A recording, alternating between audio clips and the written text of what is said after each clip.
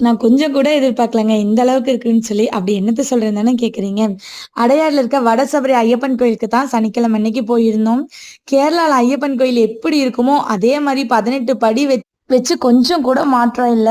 நான் 6த், 7த் படிக்கிறப்ப தான் ஐயப்பன் கோயிலுக்கு 2 டைம் போயிட்டு வந்திருக்கேன். எனக்கு அப்ப போனது இப்ப வரைக்கும் அப்படியே ஞாபகம் இருக்கும். ஒவ்வொரு கோயில் வந்து நம்ம மனச விட்டு அழியாதுன்னு சொல்லுவாங்க தெரியுமா? அதே மாரி தான் எனக்கு ஐயப்பன் கோயில்.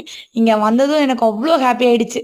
நீங்க சென்னையில இருக்கீங்க அப்படின்னா, கண்டிப்பா ஒரு டைமாவது இந்த கோயிலுக்கு வந்து பாருங்க. உங்களுக்குமே அதே மாரி தான் ஃபீல் ஆகும்.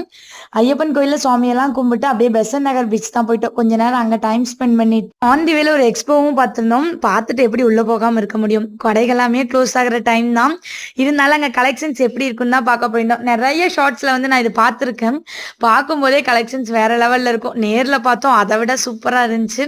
பட் எதுவுமே வாங்க முடியல. எல்லா ஷாப்புமே வந்து க்ளோஸ் பண்ணிட்டு இருந்தங்காட்டி நாங்க எதுவுமே வாங்கல. ஜஸ்ட் பார்த்துட்டு மட்டும் தான்